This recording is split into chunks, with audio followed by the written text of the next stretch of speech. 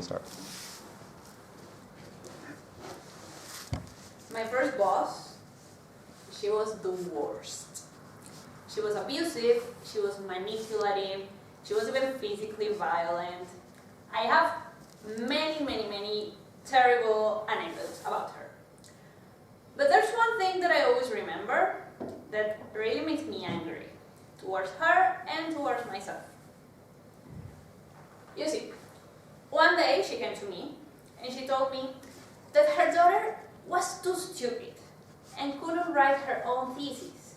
So she asked me to write the thesis. I said yes. It's not ethical, I know. But she was my boss. She was a figure of authority. I couldn't just say no. So I wrote a 50-page long thesis on labor law, with which her daughter graduated as a lawyer. 2 months later, my boss came to me again and told me that she had been invited to write a chapter for a book on labor law. And guess who ended up writing 100% of it? Me. The book did well commercially. It got published on a national level. It sold. And I am not credited for a single page of it. It was a bit frustrating, knowing that I had written those words, but they did not belong to me. I did not own my intellectual work. My boss was evil, that I know, but it's also my fault.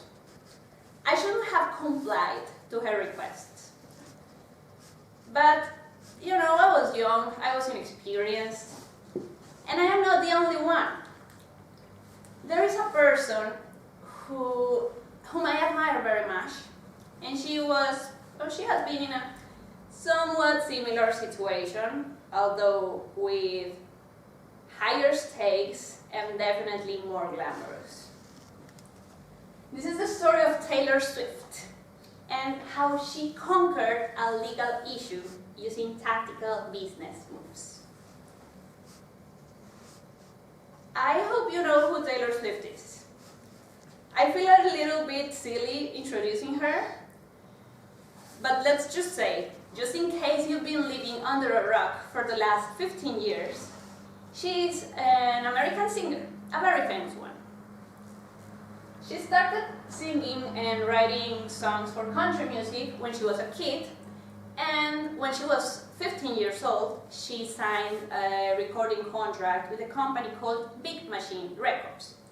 This contract was a 13-year-old agreement under which Big Machine Records would record and distribute her music, and in exchange they will get a percentage of sales, and also they will own the masters for her first 6 albums. Of course, Taylor Swift was a kid. She wasn't acting a lot. She was represented by her parents in this. But as probably most people, her parents didn't really know what this meant, what the implications of owning the masters were. So, let's take a step back. What is a master, and why is it legally relevant? According to copyright laws in the United States, masters are the first recording of a song. That is, the original recording from which all copies are made to be distributed. The master is this first time the song is recorded, and from that you get all the CDs, the vinyls, the digital downloads, all the streams on Spotify, they all come from the master. The person who owns the master is the person who owns the right to say how the music shall be used and reproduced. That is different from the production rights. Production rights were rights that Taylor Swift still had as the artist. Production rights are rights over the art. Because she was the singer, she was the musician and the songwriter, she had these rights over her song lyrics, over the keys on the piano, and over all the art that she had produced. But she could not use this art, she could not use this music without a license from Big Machine Records, because Big Machine Records was the one who could say how the music would be used and reproduced. So that is the difference between the right over masters and the production rights. So as I said, at 15 years old, Taylor Swift agreed to give the rights of her masters, the masters of her first 6 albums to Big Machine Records.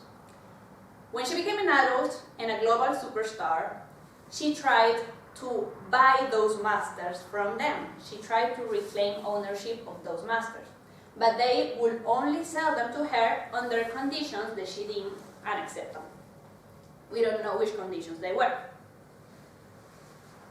This became a big problem in 2019.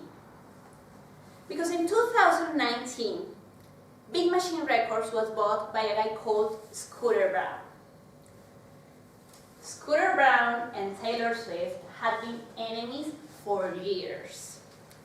He had publicly bullied her and made fun of her and her best friends for many years. They had just animosity with each other. They hated each other. She hated him. And now he was the owner of her masters. Now he was the one making millions of dollars thanks to her work. This was infuriating. And worst of all, under Scooter Braun, Big Machine Records started doing some things that she considered disrespectful. For example, they tried to block her from performing her own music at her live concerts. Or, in 2020, they published some previous recordings of hers without her authorization. It would have been in good etiquette to ask her.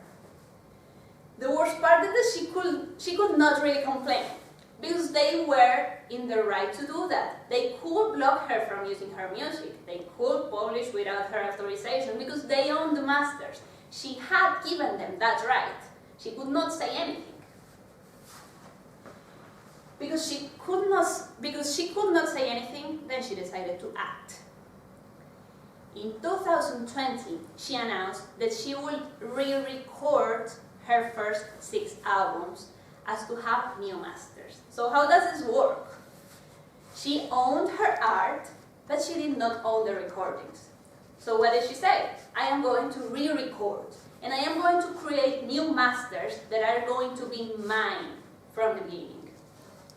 That she can do, because she was the person entitled to the production rights. She would need to go, once again, to a recording studio. She would need to sing again the same songs, find musicians to play the same industries on the same notes, and record the exact same song under a new master. This was unprecedented, at least at this level and at this ratio.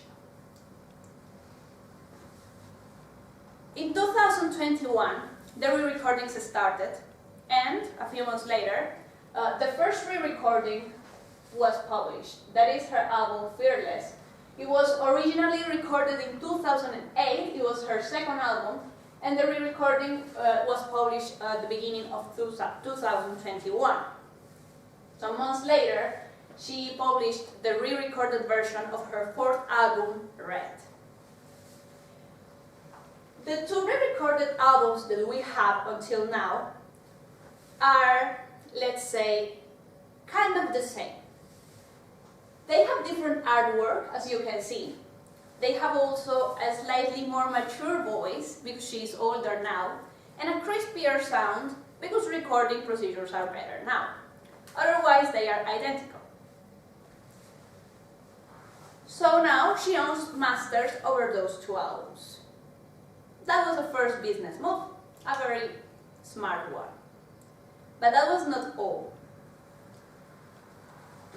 When this problem started, she made a second business move that was arguably even more important. She talked about it. She went to every TV show and told them this story that I'm telling you right now. She told everyone how important this was for her, not only at an emotional level, but also how important this was for just musicians as a whole, for artists as a whole. how this showed the way artists work right now with the current conditions of the industry. Soon enough, the biggest radio broadcasters of the United States had promised that they would only play the Taylor's version, the Taylor-owned version of her songs whenever they are available. And at the same time, millions of people around the world vowed that they will only download and stream music owned by Taylor, the Taylor's version of the song. This made the new songs a huge commercial success. While the original ones, the original Fearless and the original Red, the ones owned by Big Machine Records, rapidly started to decline. So now most of the profits are going to her. The effects were not felt only by Taylor. This changed deeply the way the music industry works. Thanks to Taylor's example, up-and-coming artists such as Olivia Rodrigo have started negotiating contracts with their own recording houses, asking to own the masters from the beginning. Olivia Rodrigo and other young artists already own their masters, and that was inspired by Taylor Swift. Others, such as, for example, Joe Jonas or Snoop Dogg, have expressed their interest in re-record their past work in order to gain ownership of their own masters, because they want to do the same thing that Taylor Swift did. On the flip side, though, some big recording houses, such as Universal, have started putting a new clause on their contracts with new artists, preventing them from re-recording their music for a certain amount of time. That is, to avoid a case like Taylor Swift. Good or bad, this has had very big effect on the music industry. And it also makes us think about something. Had Taylor tried to solve this on a legal way, what could she have done?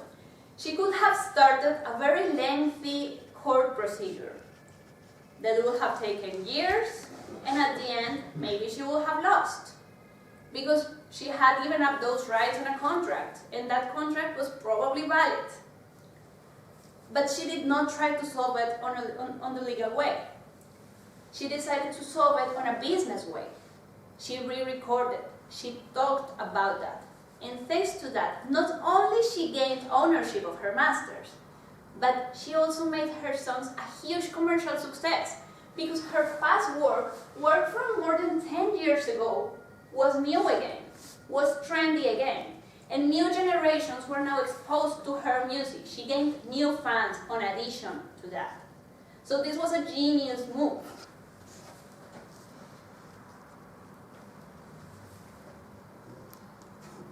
I cannot, and I don't want to, rewrite the thesis and the book chapter that I wrote for my former boss. However, this story and what Taylor did can actually teach me something. Sometimes the best way to look at the legal problem is with the eyes of a business person. Do you have any questions? I have a first question.